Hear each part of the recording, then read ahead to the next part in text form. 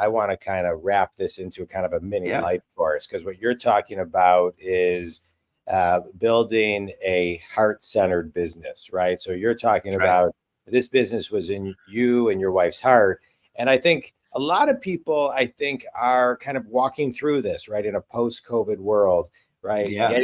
Getting in alignment with their personal values, getting in alignment with their heart. And we're seeing a lot of more heart-centered businesses. That doesn't mean you can't be firm and hold people accountable and have levels of authority That's in place, not authoritarians, but authority. Business is business, and we're in business to make money. So I don't want to kind of, cloud that. But when it comes to the DNA, as you're talking about, of the foundation of your business, let's do a mini life course on 3 ways to kind of connect with your heart and then scale that into a business. Okay. Right. So what's number 1? Man, you're putting me on the spot today. You're making me really work for this. It's no spot. I'm just, Yeah. Oh, yeah. I really struggle with the mission behind the giving of the recognition for it. I don't want it. I don't. I want my businesses to get it. And so I struggle around some of that, even in our monthly meetings. But what I find, again, and that's where when I want to answer your question, is it's so important to our staff.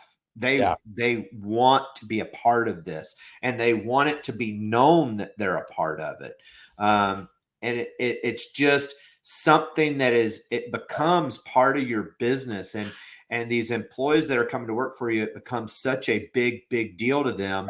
And I want to talk. I never intended for that, but that's what it is. Recruiting, one of the things I talk about a lot is, when you're recruiting, you can only hire greats. You can only hire great.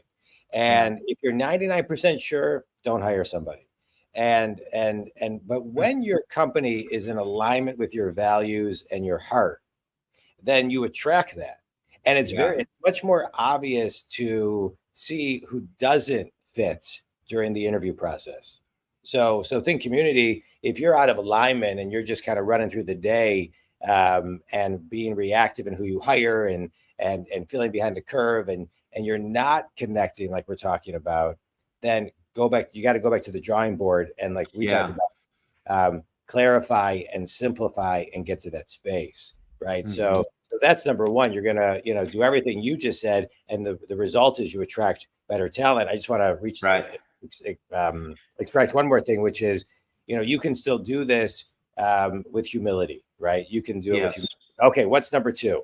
Yeah, so number 2 for us, and it is attracting the customer, obviously, right? Of being able to, when we go into a sales appointment now and we're talking to a potential client, where it used to be about credit card processing, which is not a fun topic to talk about. It's very small percentage of the time now is talking about credit card processing. We're talking about all the great things that because of them processing in our book of business. And so we're signing customers. Obviously, they're not going to pay more to do business with us. We know that, right? We start off with that.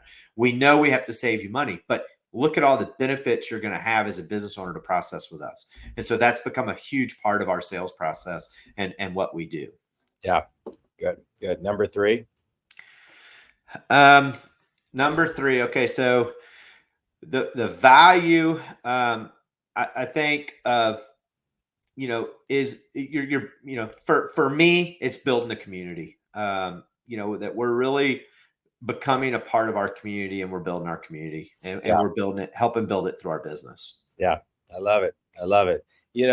It's almost like this mini life course we did and the mini business course we just did.